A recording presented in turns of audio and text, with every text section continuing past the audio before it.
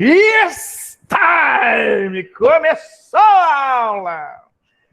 Vamos pra luta, galera. Vamos encarar esse negócio aí. Eu sei que tá todo mundo já tranquilo, ninguém se assusta mais com o meu It's time, né? Tá todo mundo já no nível já de lutador de MMA aqui da aula. Então vamos lá, deixa eu abrir esse trem. Aqui, o que eu falo, mas tudo bem, pessoal. It's time, tipo, é a hora! É a hora! Beleza. Pô, legal. Geralmente o cara do MMA, quando vai começar alguma luta, né? Os dois lutadores lá vão se atracar lá. Aí o maluco pega o microfone assim, aponta a mão pra frente. It's time! Aí start the game! Aí eu sei que lá e começa a porradaria começar. E é armlock, é tapa na cara, fura o olho. É maneiro. Enfim, coisas bem relaxantes. Continuando. Então, vamos falar um pouquinho sobre dureza, porque a vida é uma dureza, crianças. Sim, a vida é uma dureza. Mas nesse caso aqui, a ideia de dureza está relacionada aos ensaios de dureza. O que são os ensaios de dureza? Diferente daqueles ensaios mecânicos que nós vimos lá nas aulas passadas, que eu acho que vocês lembram. Não sei, eu acho que vocês lembram. Tá? Os ensaios da semana passada, das aulas passadas, né, eram ensaios destrutivos. Você perdia o material. Você gerava uma curva de tensão e deformação, mas ao final você gerava ruptura. Tudo bem, pela ruptura também a gente conseguia identificar algumas coisas, mas não era o ideal, a princípio, porque você perde o material. Agora imagina se você está numa plataforma de petróleo, você está numa empresa de siderurgia, você tem equipamentos enormes de bilhões e bilhões de dólares. Você não pode chegar e simplesmente assim, pega um pedacinho desse equipamento aí, leva lá para o laboratório, transforma num corpo de prova, faz um testezinho e volta para cá. Já era, tu perdeu o emprego e matou várias pessoas. Você não pode fazer, por exemplo, isso num duto, tá, de gás. Então, o que você vai fazer? Existem técnicas que você pode utilizar para você calcular o grau de dureza daquele material, se ele ainda está íntegro, se de repente o processo de oxidação do material gerou algum tipo de atividade ou fenômeno que possa denegrir material, criar alguma patologia e assim por diante, vida louca. Tá? Então, os ensaios de dureza, a grosso modo, são simples e baratos, são não destrutivos e pode-se estimar outras propriedades do material, tipo ductilidade, tenacidade, resiliência, módulo de elasticidade, tá aí um monte de coisa. Aí, só para poder exemplificar, eu acrescentei são os 4 slides que três slides que eu acrescentei aqui, depois eu posso reenviar para vocês, tá? Por exemplo, fala sobre piso. O pessoal da engenharia aí civil talvez tenha já ouvido falar. Pode falar. Semana passada perturbei o senhor sobre isso aí. Oi? Foi. Perturbei o senhor sobre isso aí. Foi. Então, eu compro ou não compro o piso? Eu compro ou não compro o piso? Agora tu vai comprar o piso. Vamos embora. Então, vamos lá. Então, os pisos, eles têm uma nomenclatura chamada PEI, ou PI, que geralmente o pessoal come a letra E no meio, né? Que é PEI, né? Então, o PI, que é muito conhecido no Brasil, que é muito falado dessa forma no Brasil, ele vai de 0 até 5. Só que de 0 a 5, pasmem, não está associado diretamente ao material em si, tá? A parte cerâmica em si. Ele está associado ao porcelanato, aquele líquido porcelanato que eles colocam, né? Aquele tratamento que eles jogam por cima, cerâmica por cima, de tratamento de cerâmica que jogam por cima da superfície do material. Então, o PI é o grau de dureza daquele material, dessa superfície em si, e não do material que está sendo usado. Por exemplo, um aluno na aula anterior falou assim, professor, eu comprei um material com PI 5 para minha garagem. Aí eu falei, não entendi. Um ano depois, começou a estourar, começou a quebrar, começou a rachar, não entendi nada. Eu falei, claro, o que você comprou foi para risco. O PI, ele diz o grau de risco. Quanto que eu consigo riscar esse material? Quanto de força eu preciso utilizar para poder riscar esse material? E não para rachar ou romper. Rachar e romper, você tem que se preocupar com a dureza, o grau de dureza, que é o grau de força aplicada sobre o material, que geralmente está entre 30 a 80, é a média do mais comum utilizado no Brasil. Onde você vai ver isso, tio Ever? Não estou falando de PI, tá? 30 a 80 é a média aceitável para uso interno, para uso em casa, doméstico, tá? Então, esse 30, 80, na verdade, é o grau de dureza. Isso geralmente vem explicado lá, tensão aplicada por centímetro quadrado, tererê, tererê. Tem um nomezinho bonitinho, eu não me lembro agora, nas caixas, geralmente as caixas de produtos decentes. Pode falar, pode abrir. Professor, justamente isso. Eu estava vendo uma aula anterior sua, falando sobre isso, que o que vem na caixa que justamente trata a respeito da dureza, mas em relação à classificação de P, é resistência à abrasão, não é isso? Resistência à abrasão, exatamente. Obrigado. Estava tentando lembrar qual era o nome. Nesse lance de passar água, de manchar, aquela parada... Isso também está ligado. Aí é outra característica. Depende do tipo de material que você está... De tipo de aí não é falar barro, né? Barro não é barro. É argila, professor. Argila. Que tipo de argila? Da onde saiu aquela argila? Tá? Que jazida é aquela argila? E quais são os tratamentos térmicos que foram gerados e aditivos que foram acrescentados naquela argila? Isso aí eu só explico em materiais de construção. É basicamente uma aula inteira de materiais de construção. Pelo menos a minha aula. Então, assim, eu posso resumir para você o seguinte. Depende de onde vai vir. A argila é branca, a argila é vermelha, a argila é amarela, a argila tem grau de ferro, tem grau de manganês. Qual é a quantidade de material, qual é a composição dessa argila em si? Ela tem mais cal? Então, tudo isso interfere, por exemplo, com a absorção de água, fungo, bactérias, se ela vai se tornar porosa ao longo do tempo ou não, ou se ela vai endurecer, se ela vai dilatar muito ao longo do tempo. Por exemplo, eu falo sempre para os meus alunos, principalmente seja arquitetura ou seja da engenharia civil, por exemplo, que você tem que usar sempre dentro de casa, o afastamento entre um piso e outro tem que ser pelo menos de 3 milímetros. Você compra um afastador de 3 milímetros e começa por ali. Ah, professor, eu gosto do piso colocado assim, coladinho no outro. Vai dar merda. Por quê? Você lembra do cara que eu falei, do PI 5, que ele usou na garagem da casa dele? O piso, que estourou? Às vezes não estourou por causa da qualidade do material, tá? Do piso que ele colocou. Mas talvez tenha estourado porque a distância que ele colocou entre um piso e outro foi muito inferior a 2 milímetros, por exemplo. E o que acontece? Qualquer variação, uma variação ao longo do ano de 10 a 15 graus, 10 graus aproximadamente, já o piso ele consegue dilatar, é imperceptível, tá? É um pentelésimo de dilatação para cada piso. Mas isso é suficiente, essa dilatação é suficiente para criar tensões internas.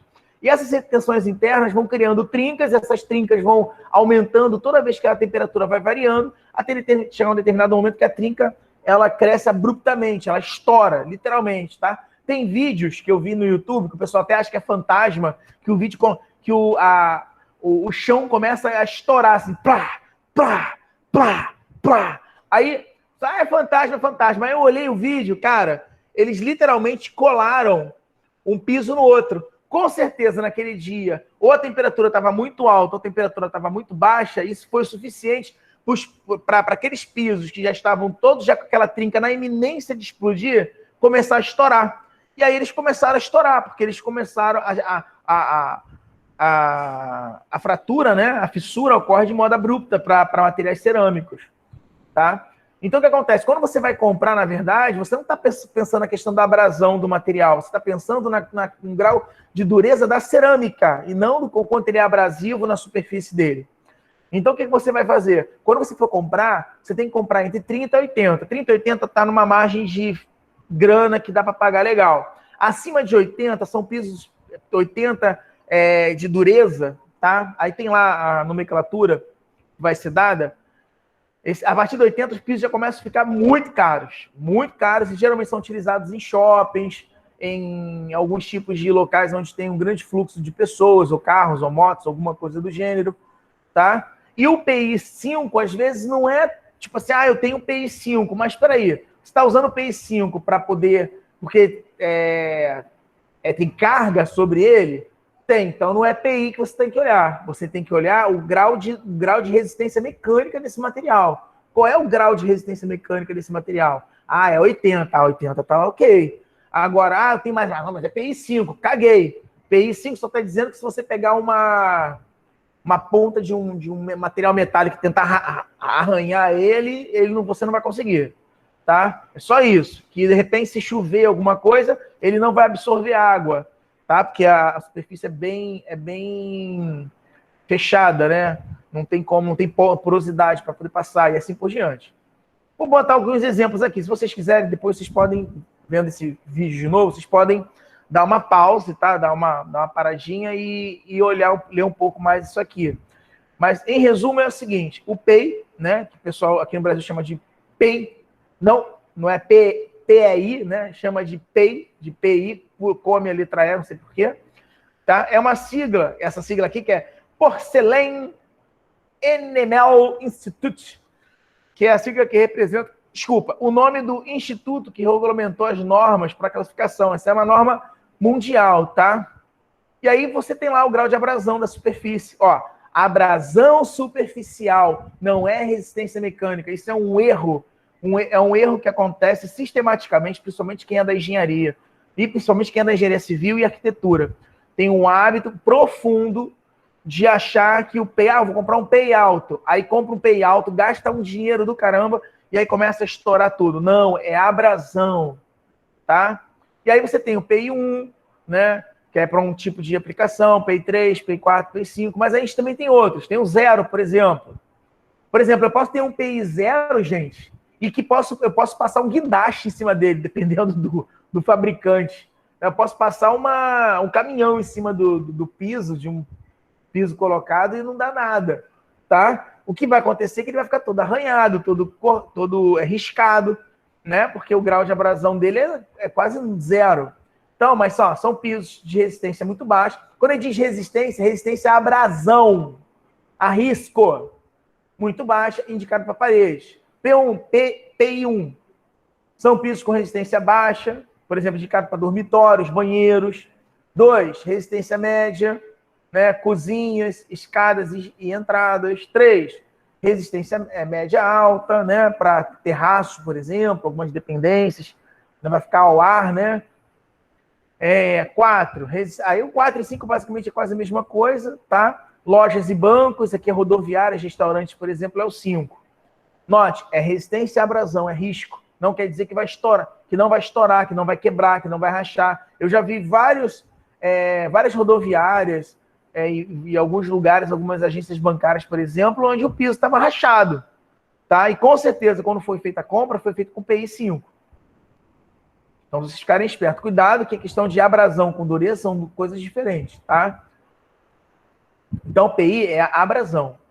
Dureza, você vai ter que ver se é igual ou superior a 80, aí vai ficar caríssimo. Às vezes, um piso com dureza acima de 80, né, ele custa R$200 em média, um metro quadrado, algo absurdo. Tá? Vocês podem observar quando vocês forem olhar as caixas. Sempre olha a caixa. Chegou numa casa de material do tipo Leroy Merlin, Amoedo, algo do gênero, tá? Olhe a caixa, olhe na lateral, tá dizendo lá. Tá? Ou então faz uma pesquisa na internet, que às vezes o fabricante bota na internet e não coloca no coisa. Tá? Para você ter certeza, para você não fazer merda e de repente jogar todo um trabalho de grana fora. Então vamos lá. Mas como é que surgiu isso, tio Everton? Você não sabia, mas a primeira dureza ou tentativa de cálculo de dureza foi através de Morse. Morse foi um cara lá, um engenheiro, eu acredito que sim, tá? Que lá em 1822, ele... Oi, pode falar. Não, se eu falar do Morse aí, era mais um do século XVIII que não pegava, do século XIX que não pegava ninguém e fez essas contas malucas. Verdade, né? E fez o inferno na nossa vida, mas é a vida que segue. Vida que segue, aceita isso que dói mesmo. Tá? Vamos embora. Mas pensa, se não fosse por ele hoje, a engenharia mecânica estava ferrada, a engenharia elétrica estava ferrada, porque ninguém tomou iniciativa de botar o da reta, né? Não sei se você me entende, para poder gerar uma escala que seria útil, pelo menos naquela época, de certa forma. Depois daqui, nego olhou assim, peraí, eu não tenho vida social, não sou casado, não gosto de sair. Acho que eu vou pegar essa ideia do Morse aí e vou criar mais outras paradas maneiras. Tá vendo? Desdobrou para outros nerds. Tá vendo? O mundo é assim. Aí continua. Então o Morse falou o seguinte. Falou assim, ó. Vou pegar uma escala onde um material risca no outro. Tá? Que quem riscar o coleguinha é mais duro. E assim por diante. Então ele começou com o talco, sendo o material que é riscado por todo mundo. Todo mundo risca o talco, coitado. Talco que eu tô falando é a pedra, tá? Não é aquele pozinho, não. Que a gente fala talco, imagina logo o pozinho de talco. Não. O talco, gente, por que pareça, ele é uma pedra, tá? Ele é uma rocha, tá? Geralmente ele é produzido, né? Mas, enfim, mas ele vem de rocha. Então, o talco, ele é riscado pela gipsita, a calcita risca a gipsita, fluorita risca a calcita e assim por diante, e o diamante risca todo mundo, tá? Só que isso gera um problema, olha só. Vamos olhar aqui, por exemplo, aqui embaixo, no último quadradinho, ó. O aço dúctil corresponde a uma dureza de 6 mós. A mesma dureza do aço temperado. Peraí, para tudo. O aço dúctil, gente, é um aço que você consegue... É maleável, dependendo do tipo de material, você consegue até dobrar com a mão. Já o aço temperado é duro pra caramba. O aço temperado é muito rígido. Ele é quebradiço. Mas eles estão... Só que um não risca o outro. Ou os dois se riscam, por exemplo. Tá? Ou seja, se você pegar o aço dúctil e o aço temperado, aqui, ó, eles são riscados pelo quartzo e riscam a apatita. Já visto que eles estão aqui, tá vendo? Eles estão na mesma escala do feldespato. Olha que loucura. Ou seja, existe, na verdade, uma variação enorme do grau de dureza entre o aço dúctil e o aço temperado. Então, isso acaba caindo por terra. E a escala Mohs já não ficou tão atuante. Logo em seguida, outras escalas surgiram. Quais foram as escalas? Uma delas é a escala de dureza, ela é muito atual, ela é uma das mais atuais, atualmente atual, enfim. E ela é usada muito, por exemplo, em plataformas de petróleo, em grandes equipamentos, tá? Como siderurgia, metalurgia, por exemplo, tá? Em áreas de difícil acesso, por exemplo, de redistribuição elétrica, tá? Aonde o quê? Isso aqui é uma pecinha aonde ela gera uma queda, ela mesma cai, puf, e faz uma marcação em cima da peça. E quando ela faz, ela calcula o grau de penetração e automaticamente já diz qual é o grau de dureza Shore da peça. E a partir do grau de dureza Shore, você sabe se a peça deverá ser alterada, se você tiver que fazer algum tipo de tratamento térmico, ou se você vai ter que pegar e trocar o equipamento todo e assim por diante. Claro que existem outras técnicas. Por exemplo, existe ressonância, existe ultrassom, existem vários tipos de técnicas que você pode utilizar. São técnicas não destrutivas, mas não estão associadas à questão de dureza em si, tá? Mas através de outras patologias. Aqui, ó, algumas para vocês entenderem. Tem a Brinell, a Vickers, a Knupp e a Rockwell, tá? Brinell, Vickers, Knupp e Rockwell. Aí o que rola? Olha só, se você olhar aqui, ó, cada uma tem um tipo de ponta. O que é ponta, tio Everton? Essa aqui, a pontinha. Imagina a ponta do lápis da caneta, e é mais fina, mas menor que a ponta da caneta, tá? Já posso dizer para vocês que é menor que a ponta da caneta. Você tem a sua peça, tá? E aí o que ele faz? Essa ponta, que vai definir se ele é Brinell, Rockwell, Knupp, tá? Ela faz uma marcação, o equipamento aperta, gera uma carga P, tá? Faz uma marcação. Essa marcação aqui tem um certo diâmetro Dzinho. Você tinha um diâmetro Dzão, e até agora tem um diâmetro Dzinho, que é o grau de penetração. Você joga nessa equação aqui, que eu não vou exigir de vocês. Por que eu não vou exigir? Porque a matéria é de 2 tempos. Se a matéria fosse de 4 tempos, você ia ter que fazer essa conta assim. Tá? A pessoa sabe quando ela tá gorda, quando ela faz assim, os peitos balançam, entendeu? A pessoa, tipo, meu peito balançou, foi bem esquisito agora. Me senti tão vulnerável. Enfim, continuando. Então, quando eu quero fazer a Brinell aqui, tá? Eu pego a carga que eu apliquei, 2 vezes a carga que eu apliquei, e divido pelo diâmetro diâmetro da esfera, né? Que é uma esfera de tungstênio, tá? Também o material também é importante. E aí eu substituo aqui na equação e acho o valor. Já a da Vickers é uma pirâmide de diamante. e nesse caso aqui é um losango onde os diâmetros são do mesmo tamanho. Aí você joga nessa equação, você acha o valor. Professor, todos eles vão dar o mesmo valor, numericamente falando? Não, cada um tem a sua escala, cada um tem a sua... Eles estão muito próximos, tá? Em escala, na mesma ordem. Por isso que quando eu falo para vocês, olha lá na caixa do piso, entre 30 e 80, que é mais ou menos a variação de escala entre esses caras, entendeu? E eu sei que superior a 80 é algo que tem uma qualidade bastante alta. É mais um macete que eu estou dando para vocês. Continuando. Aí eu tenho aqui, ó, a NUPS, que é também uma pirâmide de diamante, só que os diâmetros têm tamanhos diferentes, tá? Esse aplica aqui também. E a última é a Rockwell, tá? Ou Rockwell superficial também, tanto faz. Que é um cone diamantado, né, com uma ponta diamantada, que faz uma marcação, e essa marcação também tem essa característica aqui de circular, tá? Continuando. Vamos para a fluência, tá acabando, tá, gente? Relaxa, vai até 50, eu acho. Não, vai até... Ixi, para, Everton, para, pelo amor de Deus. Ó, muito obrigado, até a próxima aula, muito obrigado. Eu sou educado quando terminar a aula. Vai acabar, é rápido, juro para vocês que é rápido. Aqui. Insight de fluência. Tá ainda dentro dos conceitos de falha. Bom, o insight de fluência é o seguinte. Você tem lá um equipamento que trabalha em uma temperatura extremamente alta. E aí você quer saber se aquele equipamento... Qual é o tempo de duração daquele equipamento, visto que a ele vai ser sempre colocada uma carga constante. E isso gera uma preocupação. Fala, será que esse equipamento vai aguentar o tempo que foi pré-determinado?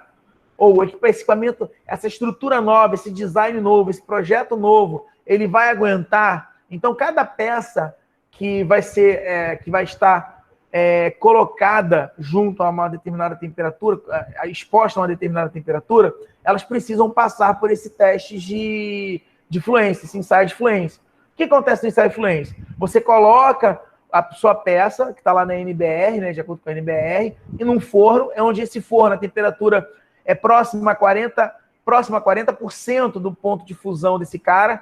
Ponto de fusão, professor? Ponto de fusão é quando ele amolece e fica líquido. Então, por exemplo, digamos que o ponto de fusão desse corpo de prova aqui é 1000 graus. Então, 40%, 400 graus. Então, de 400 graus para baixo, geralmente a temperatura que você submete esse corpo a uma carga constante puxando ele, tá vendo? É uma carga constante, tá?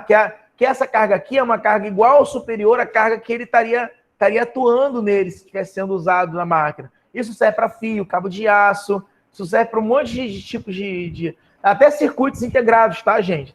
Equipamentos, por exemplo, bateria, carregador, tá? Por exemplo, as peças do carregador, elas ficam expostas a uma temperatura constante e que varia, tá? E aí, isso aqui gera o quê? Uma deformação. Então, vamos passar para a próxima depois, que é a fadiga, tá? Só para vocês lembrarem. Tá ligado um pouquinho essa aqui, a fluência. Então, o gráfico de fluência, só para vocês saberem como é que funciona. O gráfico de fluência, ele tem 3 regiões bem distintas, onde a primeira região é a região de encruamento, onde a estrutura, ele começa, os cristais do material, ele começa a se romper, quebrar, né? Porque tá sendo puxado. E aí, quanto menor é a estrutura cristalina desse material, né? Que vai se quebrando, mais duro fica o material. Então, por isso que ele tem esse comportamento aqui, ó. Tá? Essa curvinha para cima. E aí, ó, ele chega em um determinado momento que aí a temperatura já passa a atuar nele de forma linear e no final, quando está prestes a romper, ele aumenta rapidamente ele deforma rapidamente em relação ao um tempo relativamente curto. Tá? Fadiga. Então, todo material sofre fadiga, seja através de variação de temperatura, né? Como eu disse, por exemplo, do azulejo, como vários outros materiais, tá? Tudo que você vê. Esse copo aqui sofreu fadiga. Ih, esse copo aqui tá esse azedor. Esse copo, por exemplo, esse cara aqui vai sofrer fadiga, ó. Esse, com certeza foi feito teste de fadiga com esse metro aqui, tá? Com certeza. Esse método foi feito teste de fadiga. Imagina como... Cara, o material, para ele existir, para ele ser aplicado todo dia, tá? Ele tem que passar por ensaio de fadiga. O ensaio de fadiga é um ensaio cíclico, de repetição. Ele é repetido várias vezes na peça, até o momento que ela rompe, explode, estoura, quebra, estilhaça, acontece alguma coisa nela. Isso acontece muito no Inmetro. O Inmetro faz isso direto. No Fantástico, há mais ou menos acho que quase mais 10 anos atrás, acho que hoje em dia eu não vejo Fantástico, já tem 10 anos, então por isso que eu estou imaginando. Então, no Fantástico, pelo menos uns 10 anos atrás, ele mostrava teste do Inmetro. Ele pegava brinquedo de criança, pegava bola, pegava capacete, vários equipamentos, e aí o Inmetro mostrava os testes de fadiga, né? Sendo repetido inúmeras vezes até ruptura, queda e assim por diante. Aquilo é teste de fadiga. Geralmente, teste de fadiga está associado a tensões cíclicas. Que tipo de fadiga esse material está sofrendo? Por exemplo, digamos que eu pego uma pecinha do tipo... Sabe aquele arame queimado ou arame recozido que é utilizado para enrolar o estribo das ferragens, né, para concretar? Quem tem a vivência deve saber o que estou dizendo. Mas, enfim, imagina um aramezinho qualquer, para quem não entendeu. O arame, se você pegar para baixo, para cima, assim, for dobrando para baixo, para cima, a tensão que você gera para baixo é o mesmo valor de tensão que você gera para cima, você está gerando uma tensão cíclica do tipo alternada, onde o valor do máximo é igual a tensão máxima é igual à tensão mínima. Já quando você faz um ciclo de tensões alternadas, significa que a tensão, por exemplo, digamos que eu estou dobrando assim, ó, eu jogo tensiono para cima e paro.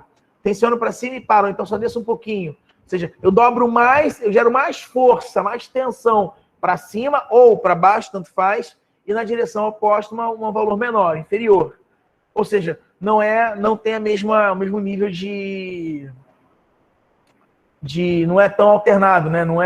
Falei da alternada, repetidas. Tensões repetidas, corrigindo. Esse terceiro aqui é tensão repetida. Tensão alternada, esse primeiro, tá? Desculpa.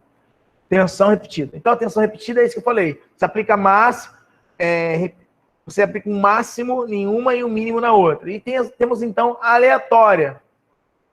A aleatória, por exemplo, posso dar um exemplo bem simples, que é o da mola do carro. A mola do carro, ela não é, por exemplo, uma tensão alternada, tá? Ela não é alternada. A mola do carro não faz isso. Mentira. Tá? O carro, quando ele passa na rua, ele tá o quê? Tá trepidando, tá? Então, o teste, geralmente, é um teste de trepidação, aonde você tem variações. Fala, pode falar. Se for no Rio, então, aí que não é mesmo em ciclo meu pai, repetidos. Com certeza não é nem repetida nem alternada. Pode. Eu acho que tudo. Quem mora no Rio de Janeiro, cara, tudo é aleatório, jovem.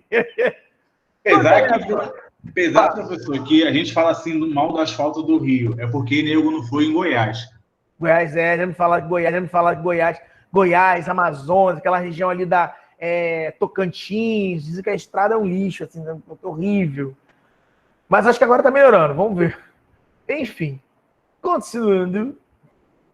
Aí, olha só, eu tenho curvas de tensão por número de ciclos, que é também chamada de curva de Euler. Essa curva de Euler é um clássico em concurso. O cara bota lá, segunda curva de Euler, tererê, tererê, tererê, tererê, anananarim. Aí, nossa, o pessoal que é velho sabe que eu conhece essa musiquinha.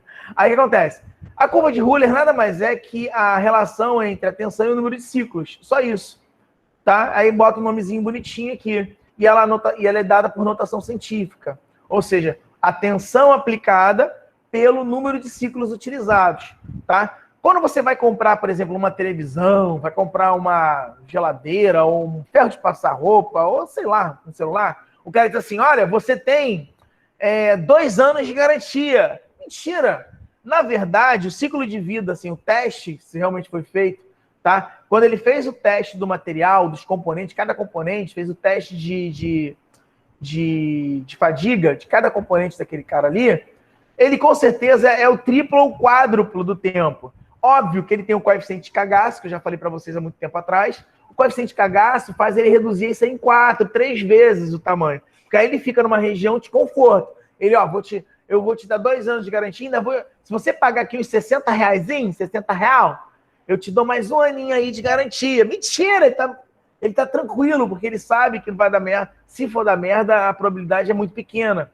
E se der merda, ele vai cobrar ao fornecedor, porque o fornecedor mandou para ele dizendo que aquilo ali, através dos testes que foram feitos, teria 10 anos, 15 anos de durabilidade, entendeu? Então ele botou 2 anos, 3 anos, para garantir que ele vai ter aquele dinheirinho vai ter aquele que vai colher mais um pouquinho de você, vai arrecadar do seu bolso, mais um pouquinho, só de zoeira, mas ele nem precisava fazer, porque, por exemplo, celular, quando você vai fazer garantia de celular de mais 1 ano, por exemplo, tá, é besteira, porque a média de troca de celular é de 2 a 3 anos.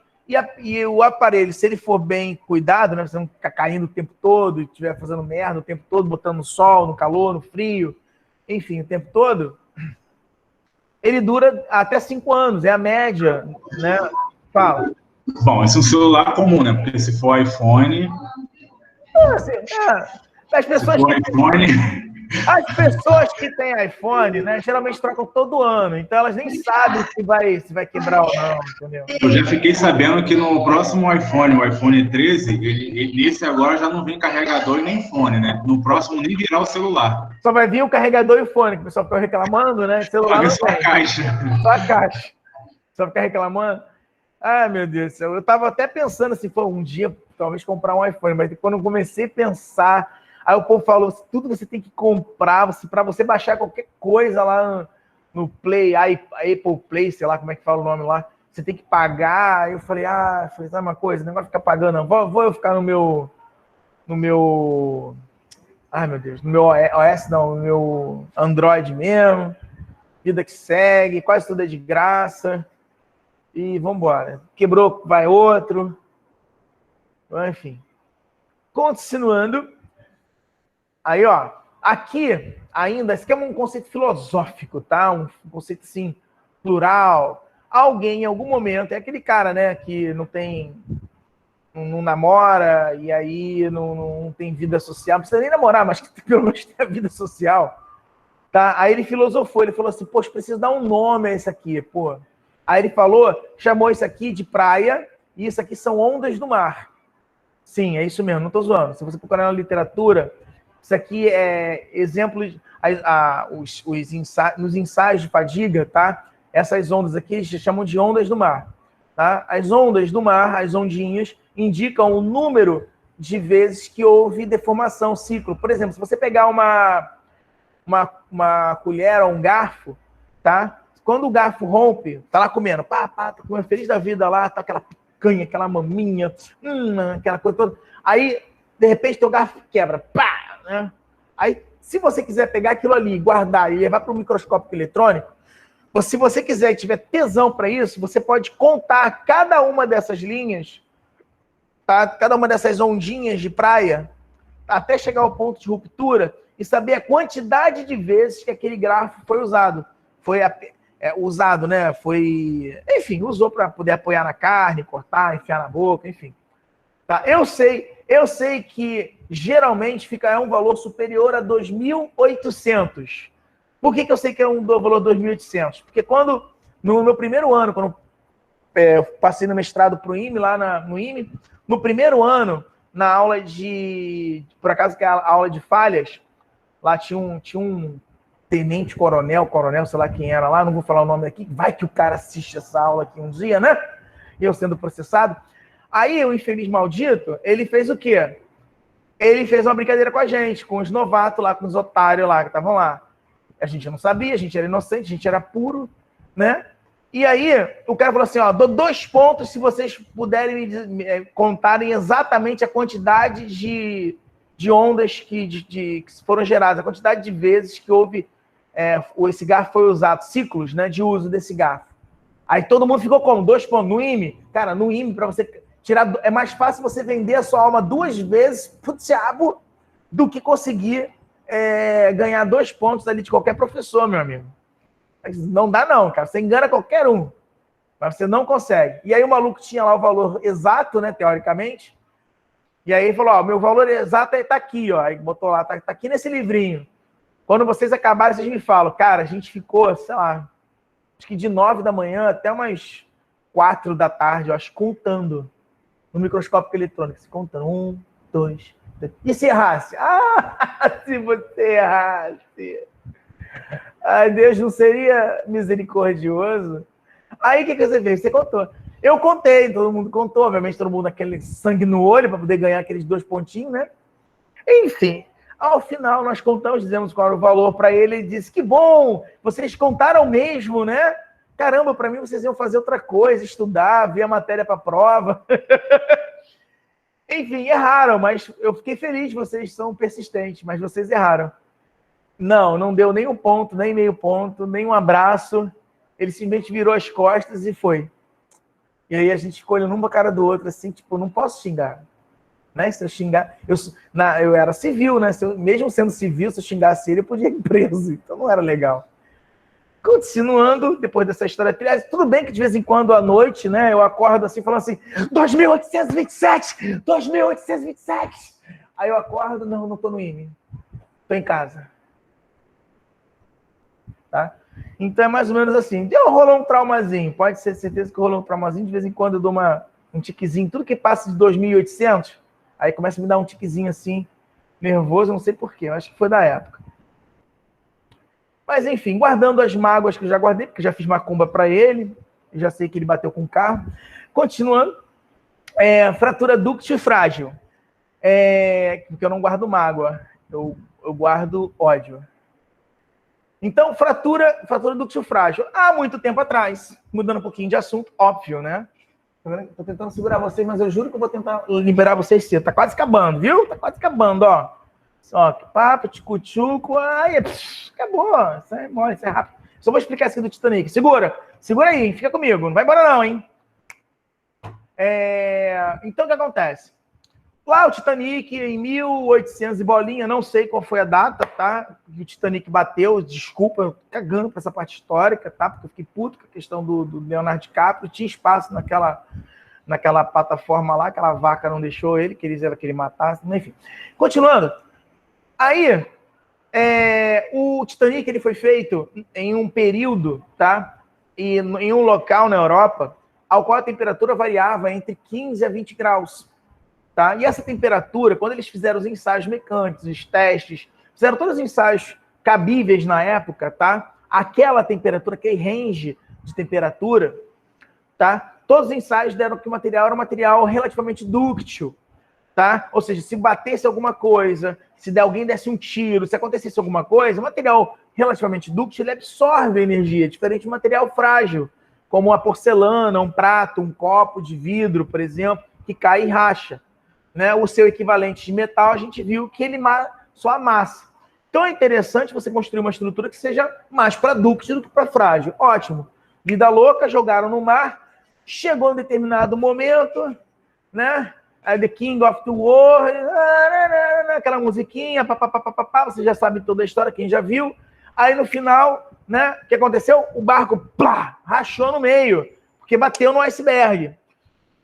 O que aconteceu? Pô, professor, mas ele não era dúctil, ele não deveria absorver. Aquele iceberg, gente, era no máximo para poder fazer um cortezinho, ia entrar água, mas não ia rachar, quebrar. Tá? Um dos compartimentos do navio, eu não sei se vocês conhecem como funciona o navio por dentro em si, mas ele tem compartimentos selados, tá? Que são selados de porta a porta dentro do navio. Se alguma parte do navio, por exemplo, sofreu algum tipo de furo, rasgo, aquele compartimento ele é isolado, tá? Pelas cabines, ele é isolado por dentro. Então, a água não vai para os outros lados. Só que aconteceu com o Titanic, que ele literalmente rachou no meio. Quando ele rachou no meio, o que aconteceu com ele? Ele quebrou. E rachou como se fosse uma porcelana. Como isso, professor? Porque ocorreu uma coisa chamada transição dúctil frágil. Tá batendo uma musiquinha, não sei se vocês estão ouvindo. Eu tenho um vizinho que ele gosta muito de funk. E aí, enfim, eu vou fazer macumba para ele. Ele tem carro. Continuando. Aí, não sei se vocês estão ouvindo, mas... Tanque das antigas, eu acho. Eu tenho um pouquinho de falta de atenção, né? Não é funk antigo, não. É funk escroto. Então, continuando. Aí rachou, bateu, quebrou, porque é como se fosse porcelanato. E ele rachou aquela merda. E não deu tempo. Gente, aconteceu assim, tipo, em menos de um minuto. Foram 30 segundos, a rachadura foi pegando ao longo. Imagina um prato, é como se fosse um prato quebrando, só que é um prato do tamanho de um navio. Então, quando ele começou, a rachadura começou, em 30 segundos ela atravessou e rachou. Vocês conseguem ouvir? Porque... é muito alto, vocês não fazem ideia como é alto. Professor, aqui pra mim nem tá aparecendo muita música, não dá nem pra ouvir tanto assim. Não? Graças a Deus, porque pra mim tá horrível. Que eu Pelo não menos pra mim, pelo menos pra mim. Ai, meu Deus. Vai, mané, vai, mané, vambora. Fé em Deus, fé em Deus, é isso aí, eu tô acreditando nele. Se não for, não consigo terminar essa aula. Vambora. Técnicas de ensaio de impacto. Existem... professor, como é que eu consigo calcular ou imaginar, por exemplo, a variação da deformação? Se ele é ducto, se ele é frágil, em que temperatura? Existem testes de impacto. Esse teste de impacto é feito por uma maquinazinha que ela vem por energia potencial. E essa energia potencial, esse martelo, tem uma certa massa, ele bate na peça e aí, de acordo com a altura, a outra altura dele, porque ele sai de uma altura A, e aí ele sobe até uma altura B, que obviamente é menor que A, tá? E de acordo com essa altura, é o grau de energia que ele absorve. Quanto mais energia esse martelo absorver, ou seja, quanto menor for a altura do outro lado que ele chegar, tá? Ou seja, mais energia a pecinha absorveu dele, mais duct é o material, porque o material duct ele absorve mais energia antes de romper. Já o material frágil ele não absorve tanto. Então, se o material for frágil, o martelo bate e ele quase que chega à altura inicial que ele saiu. Tá? E existem duas formas de você fazer isso, tá? A pecinha ela pode ficar deitada, aonde a parte que tem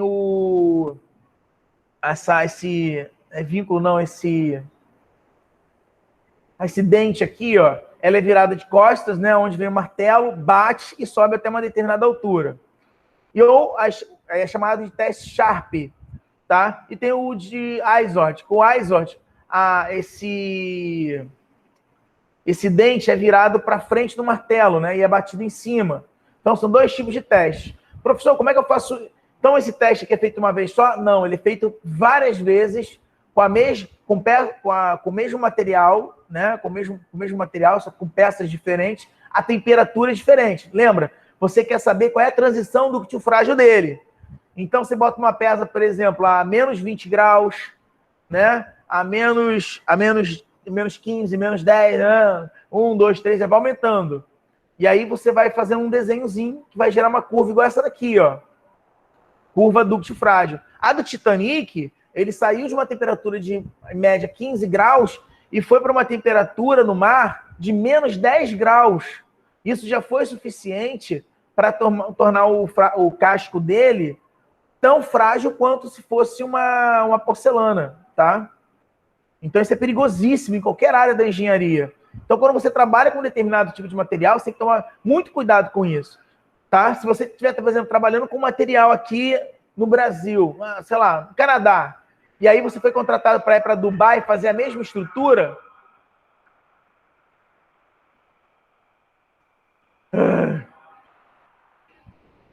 Aí, olha só, desculpa aí. Aí eu estava falando de quê mesmo? Dubai, professor. Obrigado. Aí eu estava no Canadá, maldito. Lá, não é maldito você não, maldito é um coleguinha aqui do vizinho. Enfim, então você estava lá no Canadá, aí no Canadá você pegou a mesma estrutura, seja lá um equipamento, pode ser, por exemplo, uma máquina, né? Ou uma estrutura, um projeto, ou seja lá o que for, ou até um equipamento mesmo de dispositivo eletrônico, e levou para ser usado, por exemplo, em Dubai. A temperatura é totalmente diferente. Consequentemente, algumas peças vão rachar, algumas peças vão fraturar, algumas peças vão sofrer deformação, tá? Porque o que aconteceu? ele ultrapassou a região do ducto frágil. Por isso que você tem que tomar muito cuidado quando você compra alguma coisa importada. Se você comprar alguma coisa, por exemplo, da China, não é tão ruim. Porque a temperatura média da China é muito próxima à temperatura média no Brasil. Tá? Então, você tem uma vantagem mecânica. Agora, é diferente se você, por exemplo, comprar alguma coisa sei lá, comprar alguma coisa na Sibéria e essa coisa foi fabricada na Sibéria e você trouxer para o Brasil. Muito provavelmente, partes do circuito, parte daquele equipamento, parte daquilo ali, da estrutura em si, pode sofrer a transição ductil frágil e você acabar tendo problemas sérios aí no funcionamento. E às vezes você não sabe por quê. Por que não está funcionando? Porque aonde você comprou, aonde ele foi feito, tá? Aquele tipo de material sofreu a transição e aí a peça racha, a peça sempre quebra. Como acontece com alguns carros, por exemplo, né? Você compra alguns... Oi, pode falar. Bom, eu tive problema com isso aí, professor, foi com os notebooks da HP, a série Pavilion DV 2000, DV 3000, o DV 6000, todos tiveram problemas de superaquecimento, porque lá eles foram fabricados nos Estados Unidos, né? Então, quando eles mandaram para cá, sim, tinha problemas de superaquecimento, as soldas do processador, das placas de vídeo, com o tempo elas rachavam. E quebrou. Por causa da temperatura lá talvez a temperatura fosse uma, e quando veio para cá a temperatura foi outra. E aí essa variação de temperatura pode ter gerado... Às vezes, nos Estados Unidos, dependendo do local dos Estados Unidos, a temperatura lá pode ter sido muito alta. Então, é comprado para se adaptar àquela região. E aí, quando vem para o Brasil, por incrível que pareça, às vezes a temperatura acaba sendo mais baixa, dependendo da região ou da época do ano. E aí sofrer, por exemplo, fraturas. Ou o contrário, lá está muito frio. Então, o material ele tem um alto grau de dureza lá para poder resistir a essa ductilidade, né? Ele é muito dúctil lá, porque é muito frio, então ele tem que ser o mais dúctil possível, para ele não gerar fragilidade. E aí, quando vem para o Brasil, que é mais quente, ou seja, a temperatura é suficiente para poder ele deformar, rachar, gerar o que a gente chama de hotspot, que são pontos quentes, né, que aí vão dando problemas no circuito. Então, mil coisas, mil possibilidades. Aí a imaginação é o limite. Mas a relação ductil frágil é muito comum, principalmente na compra de equipamentos de outros lugares do mundo. Professor? Pode falar. Existe também alguma relação também com a aceleração da gravidade? Por exemplo, se você mora num lugar mais alto, porque a aceleração da gravidade num lugar onde existe mais altitude em relação... Quer ver um exemplo bem bizarro? Quando eu dou aula de laboratório de física, a gente tem um teste de pêndulo, cálculo de pêndulo. Os alunos de Campo Grande acham geralmente o valor em Campo Grande de 10,1, 10,2 a gravidade em Campo Grande. Em Bangu, é quase 12. Todos os alunos acham quase 12. Ou seja, de Campo Grande para Bangu é uma diferença de 2 metros por segundo ao quadrado, basicamente, quase. Entendeu? Uma diferença enorme de gravidade. Então, se você faz isso, por exemplo, na África e faz isso no Brasil, a gravidade na África é 8 e alguma coisa. Os africanos são altos porque a gravidade é muito pequena, então eles crescem, né? Então, o que acontece? Ai, meu Deus do céu, essa música do inferno. Aí, o que acontece?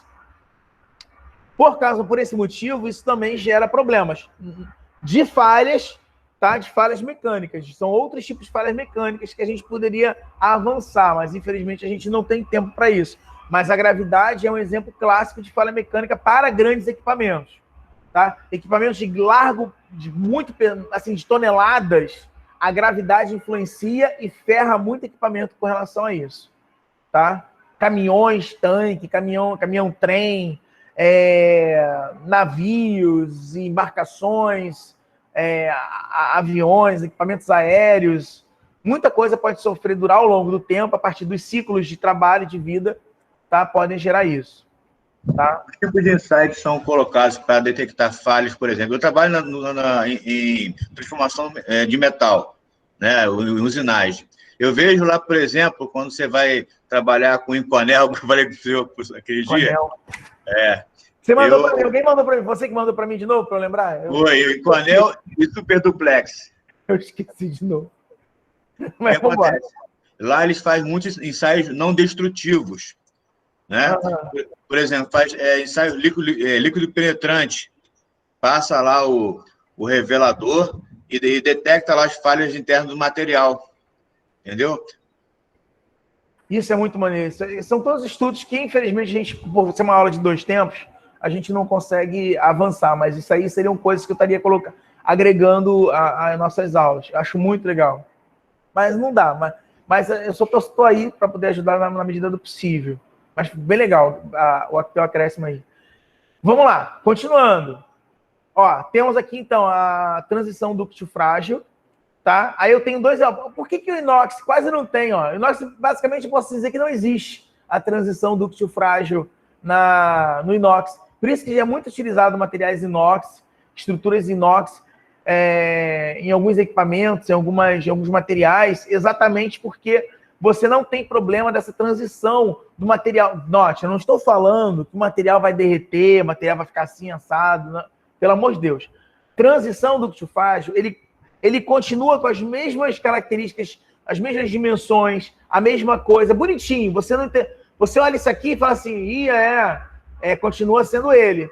Mas quando ele transita, quando ele sai do dúctil para o frágil, por exemplo, ele racha.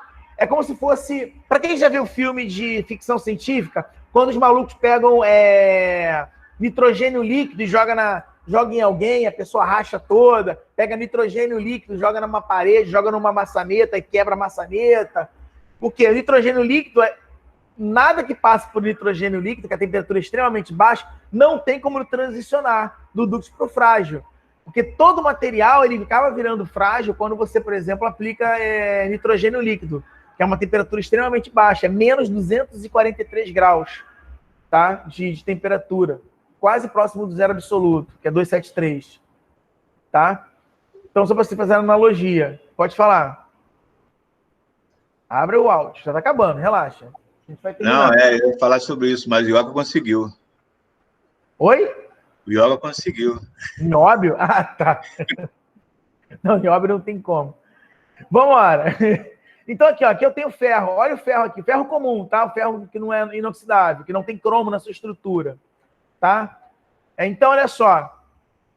Note que ele tem uma região de transição. O ferro você consegue trabalhar muito bem, ó, entre mais ou menos 10 graus e, sei lá, 120, algo do gênero. Tá? A transição dúctil frágil dele é interessante. Não é nada assim, meu Deus, tá? Que vá... Mas já é um material que você tem que trabalhar nessa região aqui. Por isso que o ferro é muito utilizado na construção civil, em outros lugares, porque é quase impossível você trabalhar numa região onde a temperatura é muito abaixo do zero e muito acima de 200. Essa variação é quase absurda. Quase impossível de acontecer. Pelo menos eu não sei nenhum lugar do mundo, do planeta, do nosso planeta, pelo menos, que existe uma variação de mais de 150 graus. Aí, acabou. Muito obrigado e até a próxima aula, bebês. Muito obrigado por terem ficado até agora, tá? Eu sei que eu falei pra caramba, desculpa. A minha intenção não era essa, mas eu tento, eu juro que eu tento, tá bom? E vamos nos vendo por aí, tá bom? Um beijo, um queijo. Show, professor. Obrigada. Valeu, professor. Boa noite. Espero que não tenha sido uma aula chata, tenha valido a pena. Quando é que a gente vai falar do nióbio, hein, professor? Cara, acho que eu vou fazer uma aula... a gente vai falar sobre diagrama de fase. Nas próximas aulas eu vou falar sobre o nióbio, diagrama de fase do nióbio. Vou colocar um pouco de pausa. Valeu. Falou, professor. Boa noite. Valeu, boa noite.